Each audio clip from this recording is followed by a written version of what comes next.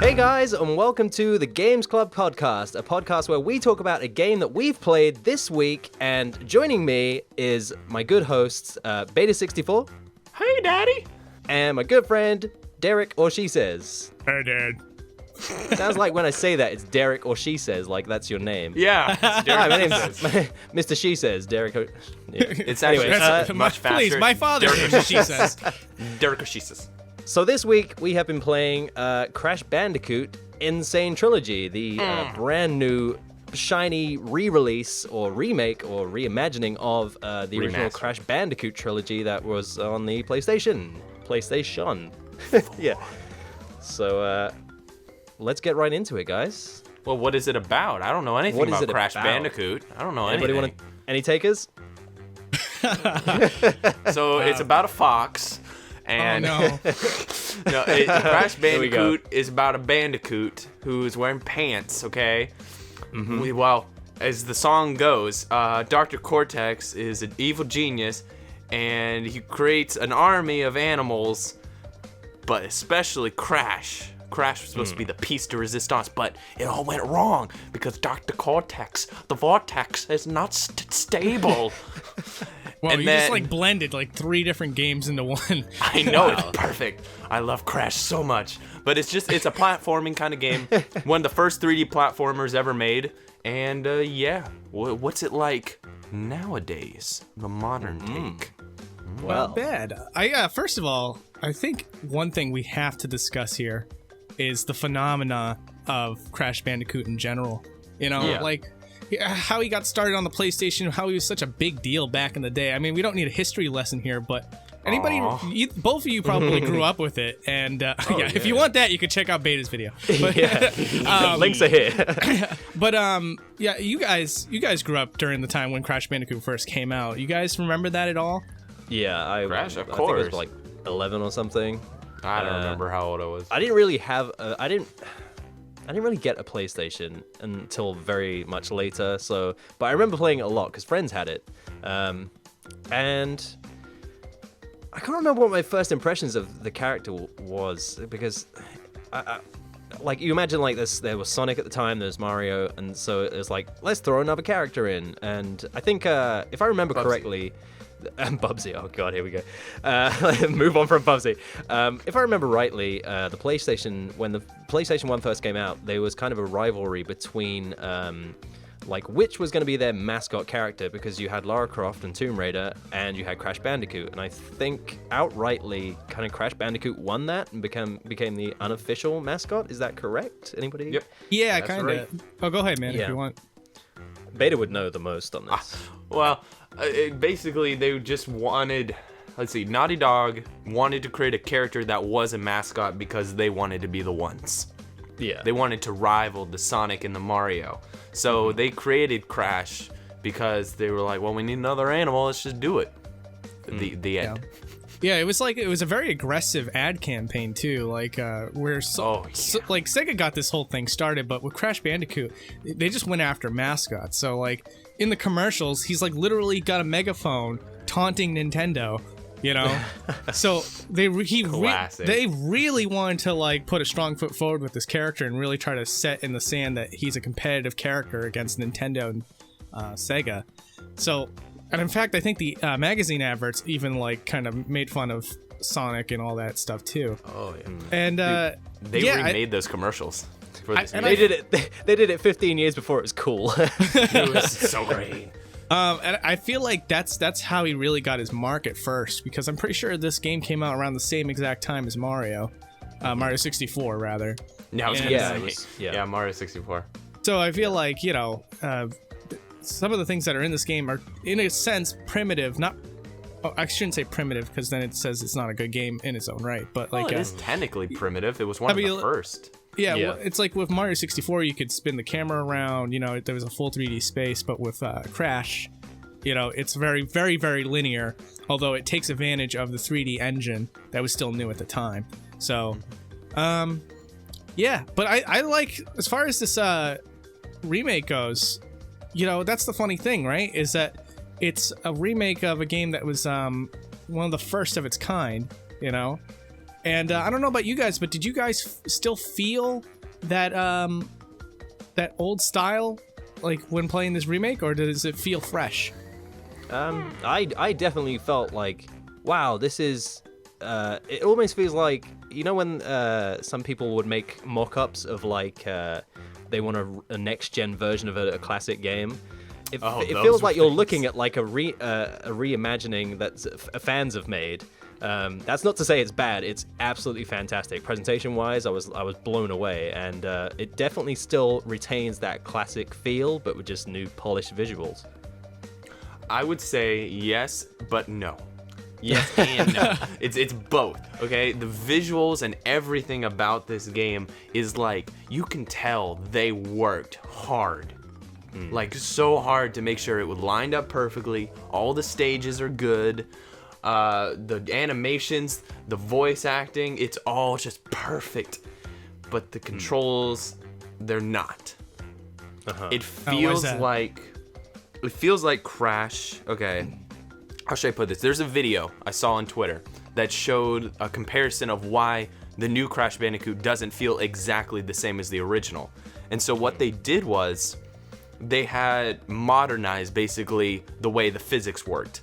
In the original Crash Bandicoot, when you jumped up, it was literally just a straight line between up and down.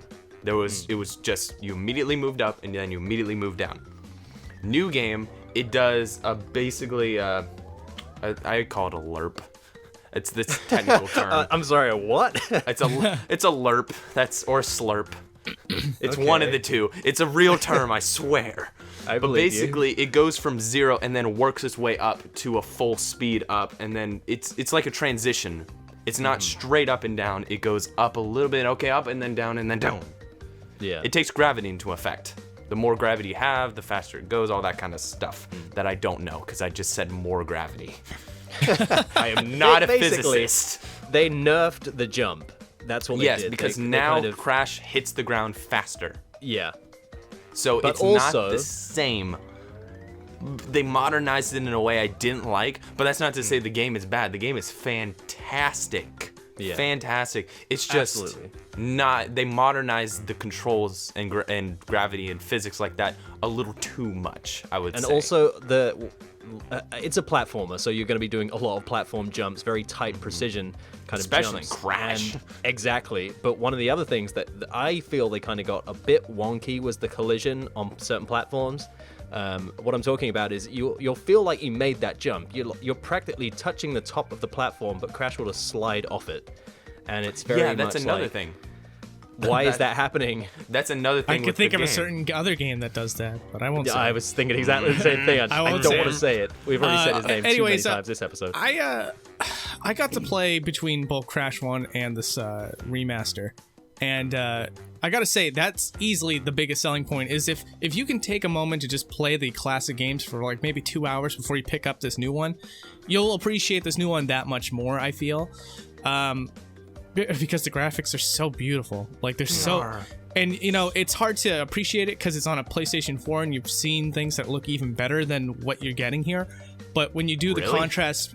Oh, yeah, absolutely. Like Last Guardian or whatever. And, I mean, I guess... Well, I wouldn't say Last Guardian. I would say more like Neo looked pretty good. I guess it's a different way, because I see, like, this as a very, very good cartoon look. Versus the other games. It's stylized, isn't it? Yeah, it's a very good stylized look. Absolutely. I would say the closest comparison that we have are the Ratchet & Clank remake, also for the PS4. Those look They're very really close good, too. in stylistic, artistic design. So, we have seen better, of course, but it's not aiming for like Uncharted 4 kind of graphics. So right. Oh, I wasn't suggesting that either. Yeah. I don't want him to look like Trico or anything, but... but, what was I going to say? I kind of lost my point. I'm sorry. It looks really, really nice. There you go. Is that helping? Dude, no, this game, though, is incredible looking. I will say that. Because when I first saw the footage, I was like, oh, this is just all pre-render stuff. There's no way it looks that good. And then I pick it up and I'm like, holy crap, it looks that good. I completely agree. Yeah, I think it looks really, really nice. I guess like the one thing is when I hadn't played Crash Bandicoot for 15 years, that contrast felt different. So like, you know, I hadn't played the game since it pretty much came out the year that it did, and then I played the demo at Best Buy, and it all felt so weird and archaic in a sort of way. But again, having to play the original Crash Bandicoot for Boundary Break, I got to, you know, experience how that was exactly how it was originally. And then for this podcast episode, I would go back to the Sane Trilogy and start playing that and play the exact same levels, only with a fresh coat of paint. So when I did that, I appreciated it much, much more. But without that backwards experience, or rather that history fresh in my mind, there's some things like I feel like they could have done to slightly improve it. Now, I feel like in those 3D segments where it's not strictly 2D, it would have been nice to be able to tilt the camera so you can get a better idea of the space between you and your jumps. camera tilting. You're always like, it is oh, what I he want does. to tilt the camera. I can't blame him for that. But but- I think I know where you're going with this. Is it about the depth perception of how, like, one of the things I struggled with in this game was how far is that platform away? Right. Right. I'll let you finish, but I want to touch upon this. Thanks, Kanye. But I'm gonna let you finish. Crash Bandicoot was the best game of all time. but yeah, like it's essentially like you know, I feel like these days it would have been nice to be able to spin the camera around just to kind of get a better idea for the jumps. But you could argue that's just not what a Crash Bandicoot game is, and you know, I'd say that's fair. I'm gonna argue that. That's fine. And you know, to aid your point too, because you know I'm not willing to fight to the death for this point, but Oh, but I got the spear out and everything. But you know, playing the game enough has allowed me to just kind of figure out the distance of the jumps anyway. So it just takes a while longer. So it's basically my way of saying I've been spoiled by more modern games, but at the same time, these games are designed in a way that you can figure out the distance of the jumps with enough practice. So it's more of a get good scenario, but at the same time, had the camera been in place where you could spin around, I wouldn't have to get so good that, you know, I can just kind of visualize the distance of a jump in my head rather than just kind of see it, you know? Does that make sense? Yeah, it does make sense, but I strongly disagree. There are certain areas in this game where it's just like, I made that jump, and I knew that I was going to make that jump, and then for some reason, I just didn't. One of the things that even modern platformers still kind of do this thing, and it's a very classic idea, is always having the drop shadow directly underneath your character. Now, I did see that they adjust for this. Whenever Crash is jumping upwards, obviously, the shadow kind of realigns itself and it is directly underwards, but it's very subtle. And in certain lighting situations, it's almost impossible to tell where you reside spatially. And I did fall into a number of pits just because of this one situation, where I couldn't judge just how far that platform was away. So, But is that a challenge? Well, Is that bad design or is that a challenge? That's the thing. By definition, it's a challenge because I died a lot and it was very challenging. but my argument is that shouldn't ever really be a factor. I should always be able to judge fairly how much of a distance there is. I don't know why. It's pretty exclusive to this game. I haven't had this trouble with any other modern games, I guess. Like going back to the Ratchet and Clank remake, I didn't have that trouble in that game. I'm not entirely sure why. I think it's because you do have control of the camera. I agree that maybe could have been an option. Maybe the kind of option that you can switch on and off, so you didn't have to strictly play with that Exactly. setup. Or, Yeah. you know, it would have been nice. You're messing with the formula. You're messing with the formula. Yeah, but this is why, you know, if you're able to turn it on and off, then you can have the purists who are like, I don't need that moving camera nonsense, and then you can have me, where I'm like, I really want to know how far away that is. I don't want to keep dying. I don't want to lose 10 more lives to this one stage and this one jump. Part of me wonders I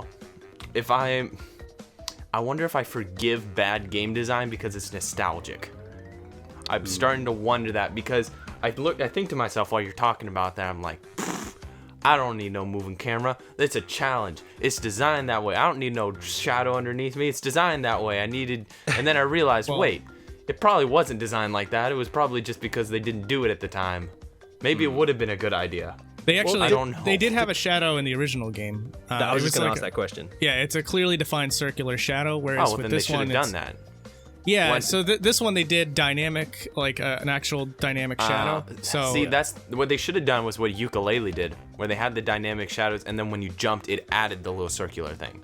I thought that's what they did. That was my point. They did kind of adjust for it, but it's so subtle that you would fall regardlessly, and just It's that would be a that. common mistake of over remastering. Yeah. So I gotta say, like, to add to this conversation, I feel like there's a couple things here and there that they could have improved off of the original. It's like you say, you know, do we forgive a game for nostalgia's sake?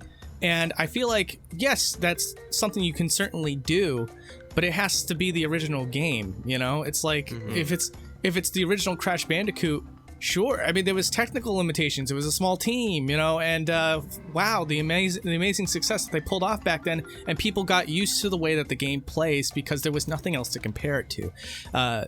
Today, we have an opportunity to make this game even better than it was before, and now I would go on the side that a+start said, which is just have an option for the purists, but also have an option to modernize it, you know, make it better, because then you can't forgive it anymore. It's a game in 2017, you know, and the only argument it stands on is it's the way it is for nostalgia's sake, and it like, again, you have to have the original way it plays so that people can appreciate it and people can go back and just play exactly how they wanted to play it back in, was it 96? But really, like, if you're going to be putting this out in 2017, that option should be there. What do you guys think? I agree with that. Yeah, I do. Yeah, it's the problem is I went into this, as a lot of people probably did. I went into well, I guess it's not really a problem, but I went into it wanting it to be exactly the same, but just with a fresh coat of paint. That's really all That's I pretty much what wanted. you got. Yeah, I know. Which, So I'm happy, but as I hear what you guys are saying, where it's like, oh, they could have done this and they could have done this to fix that and this problem, I realize that, you know, they kind of missed on an opportunity to actually improve the game besides visuals. They did do some things, but it mostly hurt it with the little physics update and shadow update. I think they had an opportunity, but I don't know if they were afraid, like, if we screw up the game, then people will get mad. But as you said, you could just have an option. they were definitely afraid. You can see interviews with the developers where they're like, you know, oh, when we put out the trailer, we had our fingers crossed and people were pointing out little things here and there, and all of a sudden we're starting to sweat bullets. Like, that's so then their aim was for accuracy. And yeah, you know, They actually did a good job. Yeah, absolutely. I think so. Outside of those little nuances that you mentioned at the Yeah. start of this discussion, but that's But they could okay. have done more. Yeah, I agree. But you know what? Actually, there is one thing that we're not giving them enough credit for, and that is they remastered 3 games, including cutscenes, including voice dialogue, including visuals that actually improved over the original game. They did that for 3 whole games that were released on the PlayStation, and that in itself is such an amazing accomplishment. And for $40, like, Preach it. Praise the Lord.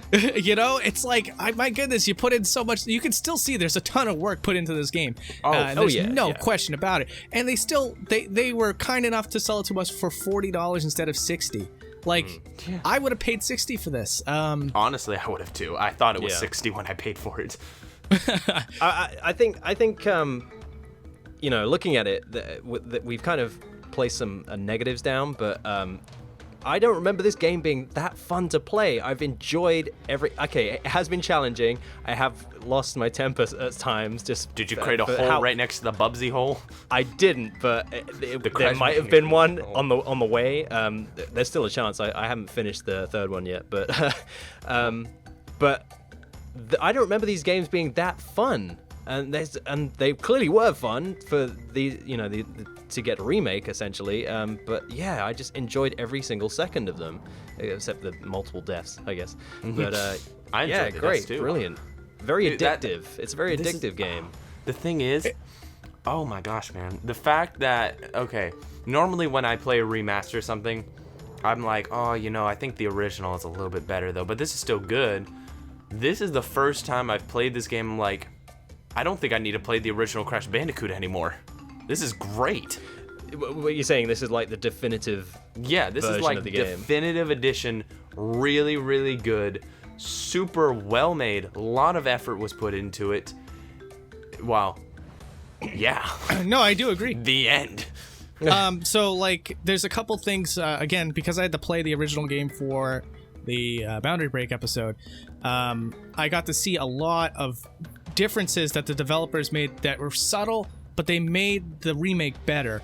Like, for example, there's like a scene when you beat the original game. All it is just like Tana, the female Bandicoot, like hugging Crash, and like they loop this animation of Crash like doing a fist pump into the air, Yeah. But for the remake, they add a little bit of visual flair to it. She's like more affectionately hugging him, and like Crash is like swooning and stuff like that. Oh my. So yeah. Well, I'm just saying that the developers clearly saw a scene here and they thought like, oh, you know what? I think I know what they were going for, but we should probably make this a little bit better visually. Yeah. And I feel like every time they made that decision, it was the right decision. Like, it was a good decision. Like the boxes, in the original game, he just kind of like gets hit by the boxes and it doesn't really look like much is happening to him. But in this remake, the more boxes that fall and Crash, the more he like kind of slumps down into the ground until he's like face down into it. It's like details like that where it doesn't hurt the original experience, but it just enhances the visuals of it. Yeah. I'll call that in Erasure one. There was in the bonus stage where for some weird reason your girl, what's her name again? What's her Tana. name? The girl? Tana. Yeah, I should know that. Where Tana in the original game, she was just over in the corner for some weird reason, and she gives you a save point. I don't know why she was there, but in the new game, she's there. But every time you get right to her, Dr. Cortex then swoops in and steals her. Yeah. I thought that was a good touch. What's interesting though? Just to sidetrack for a quick second, in the Japanese version of the original game, Tana actually disappears. Like, she'll like warp out. So like, I think that was the way of saying like, oh, okay, she's not rescued. She's just there to give you a quick thing and leave, or go back to Cortez's castle. So like, that's funny that it's not in the US version though. Yeah, for some weird reason, I don't understand. Usually when it comes to things like that, like, kind of a sidetrack, but like with Luigi's Mansion, they released it in Japan and North America, and then they realized, oh, we should probably add a whole new game mode, a new game plus, so they added in European release. So it's like, there are times when you release it for a region, and then you're like, oh, I can make this a little bit better. So you change it up a bit, and then release another region. So that is what they were intending to do, and the fact that they added that in, that's some attention to detail there. Sure. So well done. And speaking of attention to detail, I love the fact that they completely got perfect the loading times of a PS1 game. Oh no! So that's perfect. actually. Thank you for bringing that up. It was literally the perfect. I was sitting there on a loading screen for a good minute. I was like, wow, this is just like the old days on the PS1 trying to load a game. This is the one thing that, like, I can forgive because I understand where we are in today's, it's got loading all those assets and just all that brand spanking, sparkly new visual stuff comes at a price, and that comes at the price of how long you're going to be sitting watching loading screens compared to the original, which were practically instant. I remember them being very fast. Really? I remember them being super slow. Really? Yeah. I got to play both this week, so I can tell you. Play on an emulator or a real one? I can't be at liberty to say. I think we can guess. All I'm saying is, if you played it on an original disc, it took longer. Because I remember it was noisier. I remember sitting there and just waiting for a level to load. So maybe I had the original broken PS1. The original game, it has pretty. I'd say the loading times are actually worse on the remake. It takes a little longer to load a level, I think, and then someone in the comment section can show me a side by side, and I'll be wrong. But At least as far as I can recall, it seems like the loading times to get into a stage is longer in the remake, and I'm not one to be picky about load times. I'm usually pretty patient, but the one thing that like drove me nuts was if I wanted to pick a new Crash Bandicoot game outside of the one that I was playing already. So if I'm playing Crash Bandicoot 1, I'm in a stage, I have to press quit, and it loads the map, and then I have to press quit again, and then it loads the main screen of Crash Bandicoot Trilogy, 3 games, and then I select the game, and it loads the game, which loads the hub, and then I select the stage, and then it loads the level. That's so much and these loading times are not short. It takes about 2.5 minutes to get to another game. Right. Is basically it. Yeah, and that's where I'm like, too long. Yeah, I'm a patient guy, but that is a lot of time wasted. So I'm okay with loading stages, but like again, if I want to go from one game to another, ugh.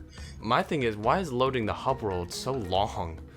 Because it's like, how much sparkly water did you put in this level that it requires a good 30 seconds just to load the hub world? Like especially in Crash Bandicoot 1, where it's just a little Crash model and then like maybe 4 islands, I think there were, and water. Yeah. And yet it takes a good 30 seconds to load. Well, this is the kind of thing we need. How much detail did you put into that? We need boundary break for this because eventually I can imagine you can do PS4 games, and if you can look, and it's probably loading all 3 islands at the same time. If you look below I was gonna say, if you look below the water level, you can find the Last Guardian in its complete state. It's loading the whole game every time you load up the hub world. But now that I think about it, it just came to me. This game is also PS4 Pro improved. I wonder if the loading times are better on a PS4 Pro. I bet one. They're not. I don't know. That's a great question, though. I don't know. I'm gonna actually Google that. I'm sidetracking here big time, but as a general rule, I think the PS4 Pro isn't really that much of an upgrade for these kind of things over the original base model. Correct me if I'm wrong, but You're wrong. Does anybody have one, by the way? No. Okay. Apparently, the PS4 Pro upgrades it to 4K. Yeah. Well, but no one has a 4K anyway. TV, so why? I have one, but I don't have a PS4 Pro, so... Honestly, I thought the aliasing and everything like that, just the clarity of the image looked fine as it does on my... it's super clean. I am a strong believer that 1080p is all we need. Yeah. Okay, Grandpa. I'm a believer. No, I'm a believer. I'm a strong believer that a corded phone is all you ever need. I grow my toast in a fireplace. Yeah. I don't need those newfangled toasters. What's that all about? I boil my water in a pan. Doesn't everybody? Anyway, What's the new technology for that? The kettle. Oh. Okay, anyway. Okay, let's move on from making fun of me. So 4K, 4K can... I'm not really interested in 4K. All these improvements, some people were talking about there are slight frame rate drops. If any of you guys watched that. I didn't notice it. Yeah, I mean, it's not that... That's big the kind of deal. It runs real smooth. It's a nice looking game. And it runs smooth I'm like glad butter. we all agree on this, because I can't stand when there's just like, you got the over snobs, the techie snobs that are just criticizing it too much. It's like, yes, there's it dips down to 25 frames per second from 30 frames per second and high intense graphical scenes. I'm like, shut up. No normal person would know that. Scenes. Yeah, just get off it. I mean, you can notice it in some places, but it's for like a brief second. And it's never really during gameplay. Back in my day, when we had Conker's Bad Fur Day, that was actually going in 6 frames per second. Sometimes. Okay, Grandpa. Ocarina of Time runs at 22 frames. And we loved it. No, seriously though, I didn't notice any frame drops. Did you guys? No, none. I've noticed a few, but one of those frame drops was while I was doing, because I've been working on a glitch video for this particular episode. I don't know if it will be out by the time you're listening to this, but there was one section, I can't remember what the stage was, where you're being chased by a boulder, and there's like 3 of those. So in the first game, and it's for a brief second. It's not even worth mentioning about, even though I've just spent the past 10 seconds talking about it. No, it's good to talk about it, because I feel like it just kind of opens up a different kind of discussion, which is does it matter, you know? No, it doesn't. Of course, there's definitely times where it's extremely distracting, but I don't think that's here in Crash Bandicoot. Like, literally the only time I can think of where there's a frame drop that's noticeable is the load screens. And why does it matter at that point, you know? It's like Aku's mask kind of like skips from one frame to another, and I'm but okay that's with a loading screen. Yeah, exactly. Yeah. You expect that. It's not like you have anything impressive to watch on there. Right, Exactly. right. You know, this is another kind of off-topic kind of thing, but we need to make loading screens more fun. You know who did make loading screens fun? Actually, a couple companies, but you know what? Actually, we're getting off track already. But Phantasy Star Online had a little sparkle that you can move with the analog stick. You know, that really helped. See, well, that's at least something. The point is when I first saw the loading screen in Crash, I was like, oh, that's Aku mask. Oh, that's so cool. Look at him. He's kind of smiling. It's great. Okay, that's cool. Okay, load the game now. Okay, you can get there now. It diminishes over time, that novelty. Another thing that I noticed from the original game to this new one is the backgrounds look a lot better. I don't mean to keep coming back to my show, but I would love to take the camera through this game rather than the original, because having taken the camera through the original, you notice that there's really not technically anything in the background really, but with this game you can see that they added like far off objects in the skyboxes and stuff, and like I just want to see like just exactly how big those models are and stuff. You've been spoiled. I have. I'm a spoiled little boy. Let's talk about actually just playing the game from a casual standpoint. You're sitting on your sofa, you're playing the game. Did you guys really experience that it was a difficult game? Was it more difficult than you remember? Yes. Because that is It was less difficult than I remember, actually. Everywhere. Really? Yeah, because I was playing it and I was like, wow, I'm getting through this game really well. Because I've played, I did a live stream Let's Play of Crash Bandicoot about a year ago. And I died so many times.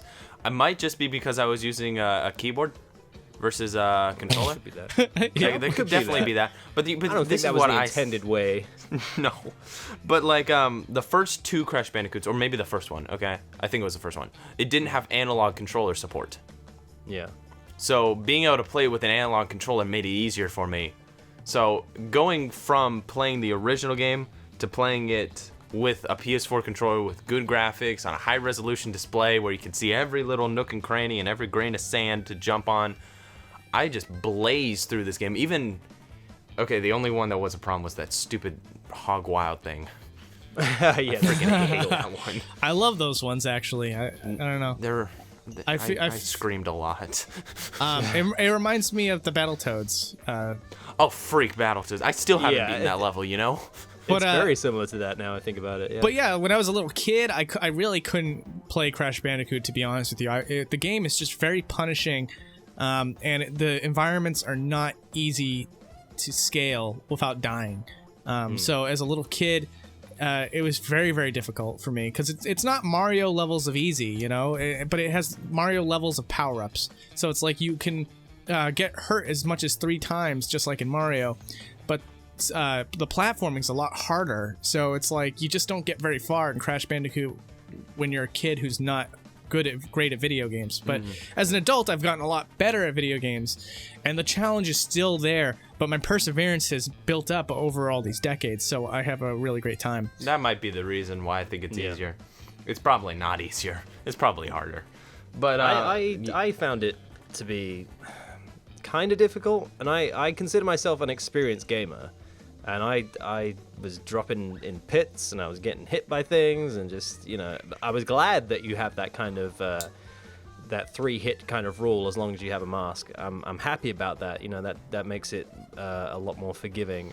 But you fall in a pit, that's it. You know, and depending on if you get the worst ones where you're just near a checkpoint, the very first one. Yes. And you just about to hit the checkpoint. Oh, but you drop in a pit, and now you got to start all the way at the beginning and stuff like that's very kind You of can like, hear the developers really? laughing at you from the horizon. Like they're so trolling, but. But you But, know, yeah. they changed the saving loading, so you don't have to go that far back. Yeah. The Yeah, original that's- game, if you died before you got to a bonus save point, you had to go back like 4 stages. Yeah. Which This game, you can just go back.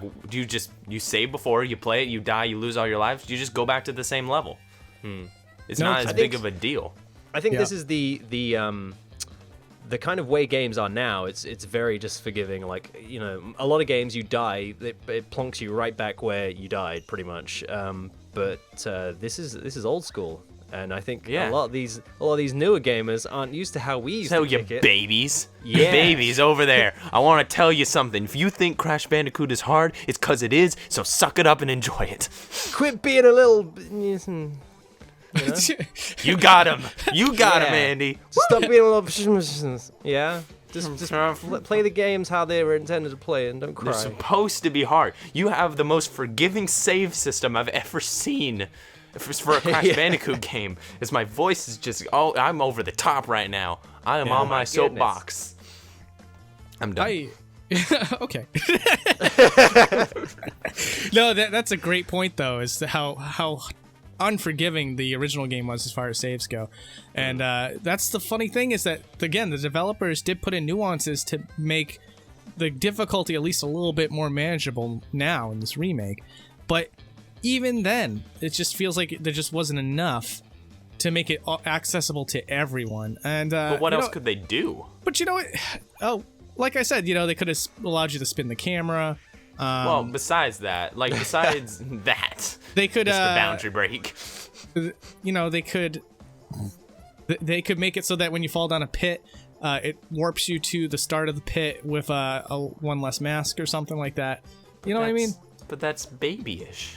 It is. But like, I guess you I could don't have, like, need an it. easy mode. I You would could play have the easy hardcore, mode. but I'm just thinking of ways to like make it accessible to everybody. But you know Yeah, what's no, funny? I could see that. You know what's funny though is that I noticed a lot more casual people are more excited about this game than you would think. You know, again, it's such a difficult game. You would never imagine someone like my girlfriend, who's not a gamer, to be excited to play this game. So it's like, I don't know, it has that mainstream appeal, but man, it's tough. I guess a lot of people don't care about beating a game. They just like the characters, and they like to go through the environments and just get as far as they can go and then go back to work. Yeah, I could see that. Well, this kind of was work for us guys, so I felt the need. I was compelled to finish it anyway, but You finished it? I finished the first one. I'm close to finishing the second, and I'm about third world in 3. Jeez, you are like I a just got superhero or sampled. something. Yeah, dude, I just sampled things. I was like, oh, I'll just play a few stages first game, then a few. Then the second game was my game. I loved the second game more. What's your favorite Crash game of the 3? Mine's second. So far, I'm finding 3 really easy. I don't know why. The first one is probably my favorite for nostalgia reasons. The second one, I don't really remember that much about it many years ago, so it's kind of I feel like I'm experiencing the second one for the first time, because I don't remember that much about it. I was more familiar with the first one and kind of bits of the third one, but yeah, I think Mine the was first the one's third one probably I the wasn't very familiar with. Second one for sure, though. What about you, She Says? I really want to say the first one for the same reason as Andy, but it's the third game for sure. Is like I'm playing that more, and I'm like, wow, there's a lot more going on here, you know? Yeah, it's a lot more variety. I'll give it that. Yeah. What's funny too is, as a kid, I used to hate that they dressed up like Crash in like a freaking biker jacket and stuff like that. And I was like, this looks so lame, you know? As I'm Back in spinning the Now it's 90s. cool. yeah, now I'm just like, hey, it's something different, you know? Hey, now when I was playing through these games, I started actually getting invested in the characters. This is something that I originally found to be a complaint with the original Crash Bandicoot series, which was like, I thought that none of the characters were memorable. I always thought that Neo Cortex was lame as Friggs. I don't know. Lame as figs. But like now that I'm playing through this trilogy and, you know, just kind of getting neck deep in the lore of Crash Bandicoot, I'm actually starting to like some of these characters. I like Pinstripe. I like Fake Crash. He's my new favorite character. I don't know if you saw that on Twitter. Crash with the teeth. Yeah. Oh my god. I'm obsessed with Fake Crash now. I want to find that original doll and own it. I don't want to go into the history of all that. But what do you guys think about the characters? Yeah, there's some very it's a very funny game. Just the boss, it's particularly funny in the boss fights. I find some of these boss characters particularly humorous. Some for reasons that weren't intended. I was playing the boss in the first one, Embryo, and he's the one that kind of, for anybody who doesn't know, he's the one who kind of mixes these like, what is it, like a potions? Potions, thank you. Yeah. Flasks. He's mixing potions, and some he turn into little green monsters that you use to fight him, and others are purple that just insta-kill you. Turns out, if you jump on one of these green ones before it spawns properly, it will glitch out the game, and it will just start firing rapid-fire projectiles at Embryo, and he'll just stay frozen, like in position. What? Yeah. You and your glitches. I know, but I mean, that wasn't the only one I came across. Andy over here with their glitches. Please we got tell me. Brick over here with Is that? camera Are you mods. gonna make a son of a glitch episode and feature? Yeah, that? well, that's why it's taken me so long to actually progress through the other two games, because I've been just working on recreating things that people have shown on the internet, and just some of them are they're not necessarily things that you would experience. Some of them are very difficult to trigger, but this Embryo one was not. I found that one very easily, so I can imagine a lot of people stumbled upon this. When that episode becomes available, check the video description down below to see the Or episode. click the eye. It's right here. Yeah. Here it is, right there. Maybe. But yeah, I spent a lot of time just kind of messing around with the game, I guess. And for the most part, it is a really well-made game. It's beautifully presented, beautifully animated. I love the way they tied all three games together. From a technical standpoint, it's very playable. I know we've talked about how they kind of nerfed the jump and the platform collisions a bit wonky, but glitch-wise, it's a pretty solid game. A lot of them kind of just like haphazard, kind of like, oh, some weird stuff's happening right now. But it's not necessarily things that are going to break your game, I don't think. Are we reviewing the glitches? Nothing, again. I give this glitch a 7.5 out of 10. No way. It's not glitchy enough. It Needs didn't more break my glitches. save data. 5 out We of need 10. more glitch. Okay, I get what you're saying. You're saying the glitches aren't taking away from the experience. No. Okay, I mean, so it's a that's one of well-made the- game. It's a very well-made game. Obviously, I've been playing it for nostalgia reasons because I wanted to see what they did with it. I'm also playing it for this podcast, but I am making an episode of Son of a Glitch for it. So I've kind of got these three different perspectives on the game. It's great casually. There's a lot to talk about in a review of this kind, and it's not too buggy, I don't think. So there you go. Good one. Should we all A+start's favorite character, everybody. No. Favorite character, glitch. I love the glitch character in this game. It's quite impressive. Yeah. I love the way it bugs out the game. Yeah. What else is there to talk about? Yeah, what is there to talk about? Let's see. I would talk about music, but apart from the kind of theme of the first game and the first stage music, I think a lot of the music from the game is kind of forgettable. It doesn't have that kind of. It doesn't have the melodic kind of nature of a Sonic or a Mario game, which always have great music. I'm pretty sure I remember this from my video. Don't take my word on it because I might have just been making this up now. But I think what they wanted to do in the original game was have it where most of the instruments were environmental.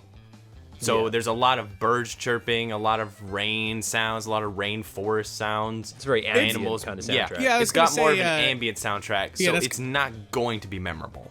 No. It's Besides the first one. It actually does. All the tracks do have a melody though, and they're just not that memorable. It's just it's as simple as that.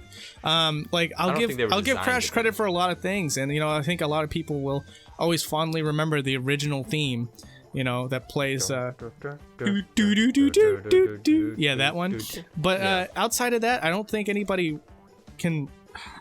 I think it's serviceable. It's not distractingly bad, but it's you're not going to be humming. It's just kind it's just not really good. It's just there, isn't it? It's like it doesn't feel like a fanfare of any kind, or it doesn't emphasize like. I think it does a moments, fantastic job of blending into the environment so much that you don't even notice it.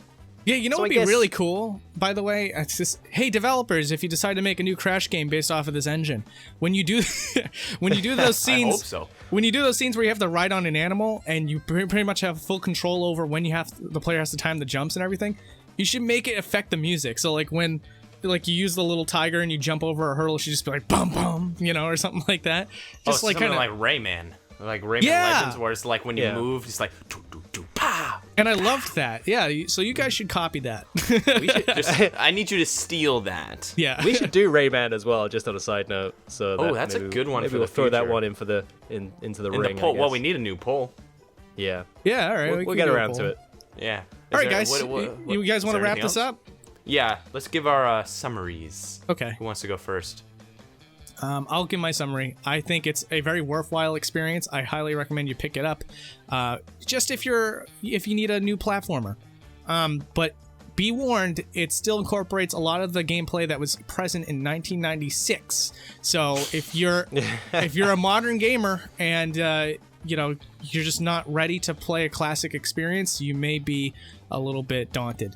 But I do recommend it, and I think that even if you do get daunted, you can get used to it and enjoy it for what it is.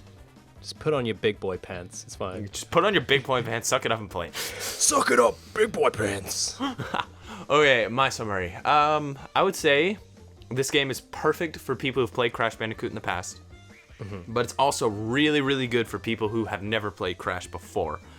It's a game that will test your patience. It will test your skills, and it will test your moxie. But if you can push through it, it's a very rewarding experience. There aren't a whole lot of games nowadays where I can be like, oh, that was a really rewarding experience. Being able to make that jump and beat that level, you can't get that kind of high in a lot of games today. There are a few, but there's nothing that quite beats jumping in Crash Bandicoot. I remember one time I was just jumping on a platform and then I slid under something and I jumped over another one. It all flowed together and it hit the checkpoint and I was like, oh crap. But it felt like I achieved something. So if you're willing to go through a lot of deaths and literal and figurative, I think it's a very, very good game to play for anyone. A+start. Well, you guys pretty much summed it up. If you've never played the game before, definitely pick it up. You get 3 games for, like we said, $40. It was about, I don't know, that's £40 here actually. So they kind of didn't adjust for the. So it's cheaper there. Why didn't I import it? Yeah, well, but it is like you say, it's a very rewarding game. There is a ton of replayability. We didn't really touch upon this, but you can just play through a level just straight and just get start to finish, or you can go like 100% and get all the boxes, find all the gems. These are the kind of things that's where the real challenge kicks in. Is can you 100% these games, or sometimes it's 102. But they're very rewarding, very replayable games, and you probably won't find a better experience of the classic platformers than this. I genuinely believe they did do a really, really good job of capturing the spirit of an old school game with a fresh coat of paint, and that's what you're gonna get. So I would definitely recommend it. Okay, cool. Yeah. So we're gonna do a vote this week. Gentlemen, take a moment to decide what you want to be the poll's entrance. But my poll entrant for this week is going to be Breath of the Wild, because we've all played it and we can all have something to say about it. So I think that would be a good choice on my end. I need to pick a non-obscure game. I keep picking obscure things. I need to pick something that's a little more that people will vote for. I want to win. Oh, we should do SpongeBob Battle for Bikini Bottom. Oh, goddamn. You know what? Yes. Throw it in there. Throw it in. You want me to throw that in there? Yeah, just throw it in there. Okay, SpongeBob Battle for Bikini Bottom is now a poll entrant. That's never. I feel gonna like win. this is gonna be the new Shadow the Hedgehog. Every one, we're gonna pick a weird one, and it's just always gonna win. We're gonna find out that it's way more popular than any YouTuber ever realized. I will say, Yeah, I've maybe. played it before. I played it, and I'm not gonna spoil it, but it actually is really good. Okay. You just spoiled it. You just kind of gave it away. Yeah. So. Okay, Andy, it's your turn. Your last one. I think I'm gonna choose, because we already sort of brought it up, and I thought I would throw it in the ring anyway. I'm gonna say the original Rayman on the PlayStation or the Sega Saturn, whichever. Aw, of those two freak! I had camps a you wanna be better in. game I could have picked. Dang it! Well, you didn't. So I should have picked Rayman. Dang it! And now we're all subject to playing. We're gonna play SpongeBob. I just. Well, know it. here's the thing. It wasn't my choice. You guys pressured me. It's all on you. That's a good point, actually. All right, guys. good So point. I think that's it, right? So what have we That's picked? it. We got. So yeah, let me. Do you want me to do the outro here? I can. I guess so.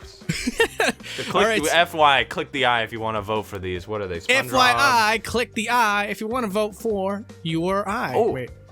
Sorry, the games. Anyways, Yes. So next week we're going to be doing a Sonic game. It's going to be Shadow the Hedgehog. You So guys often- wanted it. It's all on your heads. Yes, You guys wanted it. You voted for it. We're gonna play it, and we're gonna let you know what we think. If you want to follow us outside of Game Club Podcast, there's two ways you can do it. You can either follow us on Twitter. Our Twitter handles are right here on the screen. Or you can click on the video description down below to see any one of our individual channels. a+start does glitches, Beta64 does betas, and I take the camera basically anywhere I want. So if you want to follow any of our individual channels, you can do that as well. And I think that's it. Am I missing anything? I don't think Don't forget, you can listen to us on the iTunes and the Google Play And the SoundCloud as well. Where it's sort of on there, so there'll be links to that. so. If you want to take it on the go, if you ever think like, oh, I'm at work, we're flipping burgers at McDonald's, and you're like, I need something to keep my time. Game Club Podcast is for you. Or if you just don't like using your eyes and like to listen to things on your ears, on your ears. If you like listening to things on your ears, SoundCloud's for you. it's the way to go. I think All that's right. it, gentlemen. That's All right, it, say guys. bye. Say bye-bye. Bye, guys.